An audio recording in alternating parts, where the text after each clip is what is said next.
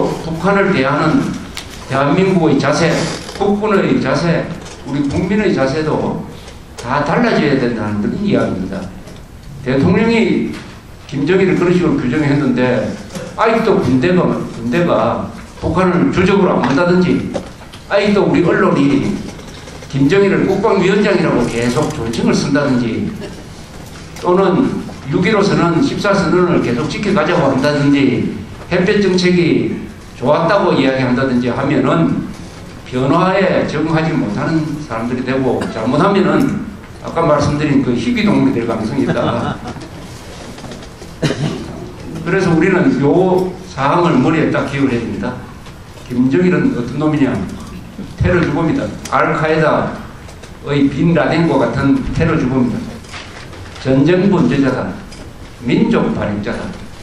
그런 거 어떻게 해야 되느냐? 김정일을 골로 보내야 된다. 이 말 아닙니까? 김정일을 골로 보내야 된다. 좋은 사람은 골로 보낼 수가 있습니까? 죄 안 진 사람, 법 안 어긴 사람은 어떻게 골로 보냅니까? 나쁜 놈도 골로 보내죠. 그러나 나쁜 놈도 법적으로, 논리적으로 규정이 돼야 돼요. 그래서 이것은 한국판 9.11 테러 주범 김정일을 골로 보내는 것은, 골로 보내야 하는 것은 내가 감정적으로 하는 게 아니고, 우리 국가가 의지를 가지고, 우리 대한민국 가지고 있는 수단을 총동원해가지고, 군대, 기업, 돈, 국가정보원, 우리가 가지고 있는 외교력을 총동원해가지고 이제는 김정일을 골로 보내는 일이 앞으로 남은 과제이고, 그렇게 해야 우리가 46명 플러스 1명, 47명의 그 고귀한 희생에 대해서 살아남은 사람이 보답하는 것입니다. 보답하는 것입니다.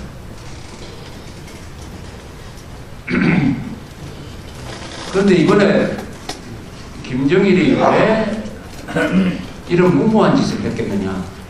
우리가 보면 무모하게 보이죠. 김정일로 봐서는 계산이 있었을 것입니다. 계산이 있을 것입니다. 추측을 해보면 한 3가지가 예상이 돼요. 첫째는 작년 연말에 에델레를 넘어왔다가 우리 해군 함정으로부터 공격을 당해가지고 배 하나가 아주 거의 침몰 직전에 갖고 사람이 많이 죽고 했겠죠. 거기에 대한 보복이다. 북한은 당하면 반드시 보복을 합니다. 우리는 당해도 보복을 하는데 북한은 당하면 꼭 보복을 해요. 거기에 대한 보복. 그 다음에는 이게 좀 복잡한데, 이명박 대통령하고 김정일 회담을 위한 막후 교섭이 진행이 되고 있었어요. 그런데 이 회담은 누가 하자고 먼저 제의를 했느냐 하면 북한 쪽에서 먼저 하자고 제의를 했어요. 그래서 상당히 진척이 되고 있었습니다. 그래서 이명박 대통령도 거기에 기대를 걸고 올해 안에 김정일을 만날지도 모르겠다고 이야기를 했어요. 그 준비를 열심히 하고 있었어요. 그런데 왜 이런 짓을 하느냐? 우리로서는 절대 상상이 안 되죠. 남한 사람으로의 정상적인 머리로는 회담을 위한 준비가 있으면 오히려 조심을 하고, 그때는 간첩을 잡아도 발표를 하지 않고 김정일에 대해서 일부러 극존칭을 써주고 이렇게 조심을 합니다, 우리는. 그런데 왜 한쪽으로는 회담 직전에 갔는데 왜 한쪽으로는 이렇게 뒤통수를 쳤느냐? 요게 바로 빨갱이 수법이에요. 요게 김정일 수법입니다. 요게 공산주의자가 하는 방법이에요. 이것을 한국 사람들이 정상적인 머리로 이해하려고 하면은 아마 북한이 안 했을 것이다. 그래서 이명박 대통령 측근들이 당초에 오판을 했습니다. 이렇게 회담이 깊게 지금 성사가 되기 직전까지 갔는데 어떻게 이런 짓을 하겠느냐. 그것은 순진한 사람들, 북한을 잘 모르는 사람들이 그런 오판을 했고, 대통령도 한때 거기에 영향을 받아가 좀 미온적이었던 적이 초창 한 10일 정도 있었어요. 그럼 김정일은 왜 했느냐?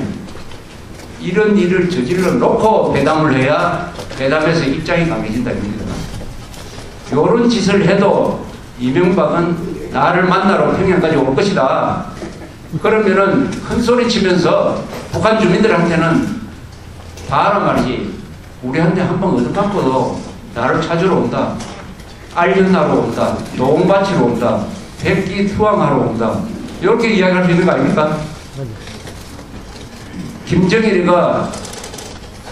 김대중을 만나주기 위해서 5억 달러를 받아 먹었지 않습니까?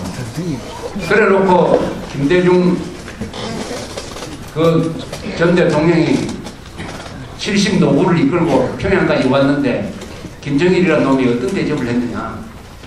그 다음날 딱 1대1로 딱 만나자마자 아이고 그동안에 돈도 보내주고 해서 고맙습니다. 이런 말 할 줄 알았죠. 천만. 김정일이가 김대중 씨 자기보다 나이가 몇 살, 한 20살 더 많은 김대중 씨를 앉혀놓고 뭐라고 했는지 압니까? 이렇게 이야기를 했어요.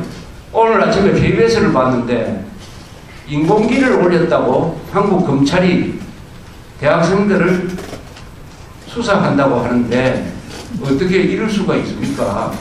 대담하는데 어떻게 이럴 수가 있습니까? 김대중 대통령께서도 만남 그 자체가 중요하다고 하셨으니까 이제 만났으니까 그만 돌아가십시오. 이렇게 이야기했습니다. 딱 이렇게 이야기했어요. 그러니까 김대중 씨가 당황해가지고 뭐 옆에 물어보고 뭐 이러다가 결국 회담은 계속됐지만 이런 식의 이야기를 하는 인간이 김정일인 것입니다. 그러니까 한쪽으로 회담하고 한쪽으로 천안함을 격침시키는 거, 그 김정일 식의 계산이 있는 거예요.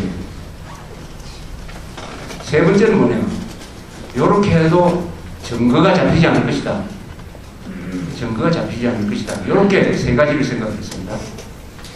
앞에 두 개는 이해가 가고 뭐 나름대로 개설이 있다고 생각이 드는데 김정일은 그럼 어디서 오판을 했느냐? 증거를 잡지 못할 것이다. 한국군이 또 물속에서 이렇게 해가지고 증거가 잡힌 경우가 없다. 우리는 끝까지 오림을 내밀면 된다. 그럼 중국도 우리 편이 될 것이다. 이렇게 생각합니다. 요게 깨졌어요. 요게 오판이 된 겁니다. 오판입니다. 김정일이가 여기서 결정적인 실수를 한 거예요. 어떻게 보면 목숨을 내어놓아야 될 실수를 한 겁니다.